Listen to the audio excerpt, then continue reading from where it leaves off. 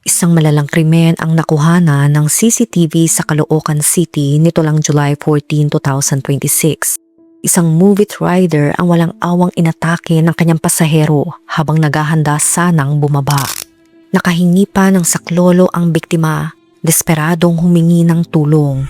Ngunit sa kabila ng kanyang pagpupumiglas, hindi na siya umabot ng buhay.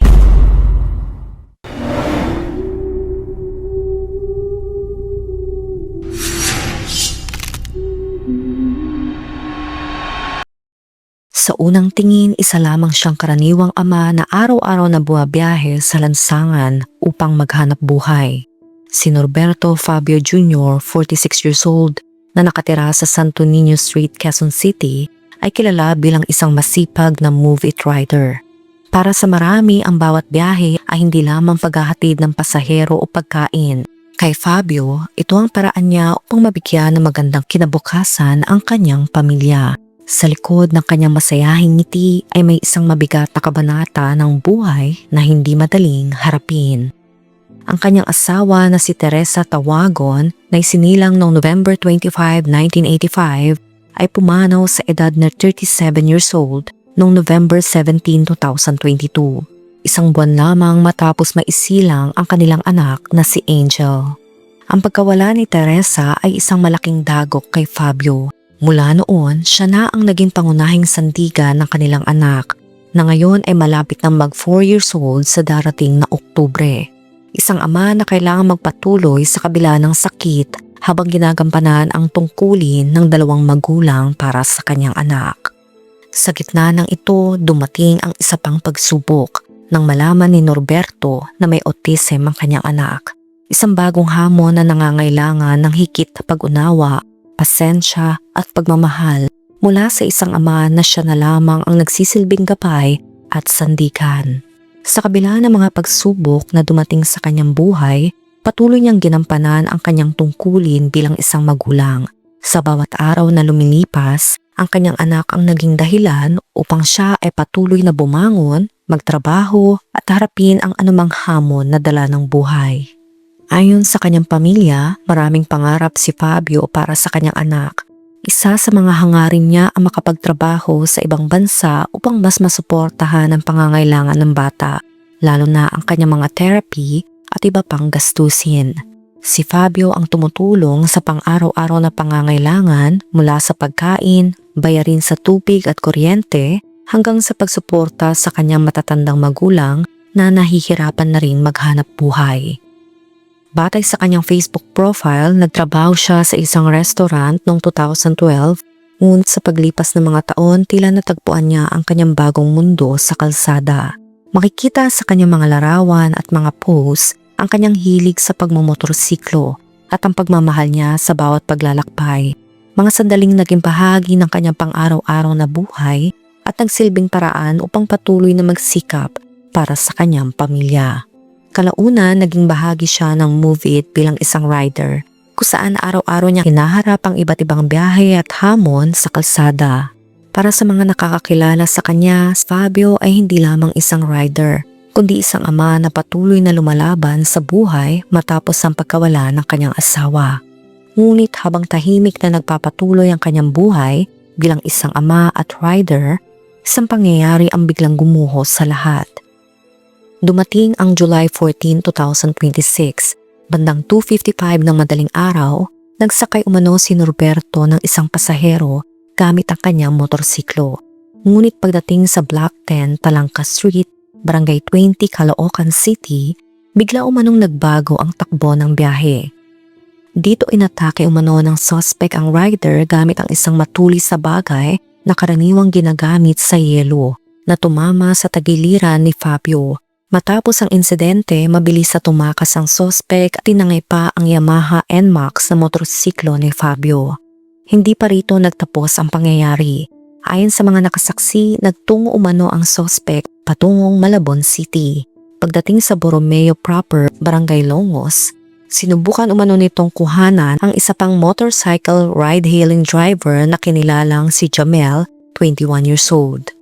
Ngunit sa pagkakataong ito, iba ang naging takbo ng pangyayari. Nanlaban si Jamel at malakas na humingi ng tulong. Dahilan upang mapansin siya ng mga residente sa lugar. Agad na rumisponde ang mga bystander at hinabol ang suspect habang ito ay nagtatangkang makatakas. Nauwi ang habulan sa isang makipot na eskinita na wala ng patutunguhan, kung saan tuluyan umanong naabutan ng suspect. Bago dumating ang mga pulis mula sa Substation 5 ng Malabon Police Station, inatake muna siya ng ilang residente na nakasaksi sa pangyayari. Samantala, dinala naman si Fabio sa ospital, ngunit tineklara itong on arrival. Di nagtagal, kinilala ang suspect na si Jeffrey Malapas Katakutan, 43 years old. Sa isinagawang pagresponde ng mga otoridad, nabawi mula sa suspect ang cellphone ni Jamel, ang matulis na bagay na pinaniniwalaang ginamit sa pag-atake kay Fabio at ang Yamaha NMAX na umano'y tinangay mula rin kay Fabio. Sa social media lumalabas na bago pa man kumalat ang viral na video ng insidente ng nangyari kay Fabio, lumitaw ang impormasyon na may nauna pa umanong naging biktima ang suspect. Ayon sa mga ulat, isang joyride rider na kinilalang si John Rick mula sa Cavite ang una umanong nakaranas sa kaparehong insidente. Sinasabing inatake rin umano siya at tinangay ang kanyang cellphone at motorsiklo. Sa kabutihang palad nakaligtas si John Rick at hindi naging malubha ang kanyang sinapit. Sumatotal, 3 ang naging biktima ni Jeffrey sa iisang gabi. Matapos ang insidente, kinasuhan ng robbery si Jeffrey at nanatili umanong nakakulong ito habang nagpapatuloy ang investigasyon at proseso ng batas. Lumalabas din ang dating mugshot ni Jeffrey na nagsasabi na dati na siyang may criminal record at nakalaya lang ito. Sa kabilang banda, hindi pa rin matanggap ng mga magulang ni Fabio ang sinapit ng kanilang anak. Para sa kanila, isang sakit na mahirap ipaliwanag ang pagkawala ng taong kanilang pinalaki, inalagaan at minahal ng buong buhay. Sabi ng ina, hindi ko maisip kung paano ko matatanggap ang ganitong sakit. Pinalaki at inalagaan ko ang anak ko ng maayos, pero kinuha na lang basta ang buhay niya. Wala siyang kalaban-laban. Bagamat naaresto na ang suspect at umaasa ang pamilya na mananagot ito sa batas, sinabi nilang hindi nito kayang punan ang kawalan na iniwan ng nangyari. Dagdag ng ina, hindi ko siya mapapatawad. Kahit maparusahan pa siya, hindi na maibabalik ang anak ko. Hindi na siya babalik. Napakasakit. Ngunit para sa pamilya, hindi lamang ang pagkawala ni Fabio ang kanilang pinagdadaanan. Mas mabigat ang iniwang responsibilidad sa likod ng trahedya. Naiwan ang kanyang batang anak na may autism at nangangailangan ng patuloy na suporta at pangangalaga. Ngayon ay kinakaharap ng pamilya ang realidad na lumalaki ang bata nang wala na ang 2 magulang na unang nag-alaga at nagmahal sa kanya. Sa gitna ng kanilang pagdadalamhati, isang pakiusap ang nais iparating ng pamilya, ang mabigyan ng pagkakataon ng anak ni Fabio na magkaroon ng magandang kinabukasan. Anya, sana po ay may makakita sa kalagayan namin, lalo na ng anak niya. Naka-line up pa ang therapy at pagpapagamot niya dahil sa kanyang autism.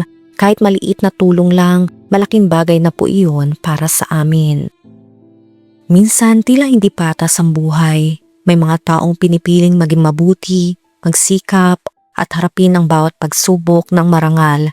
Ngunit sila pa rin ang nakakaranas ng pinakamabigat na dagok.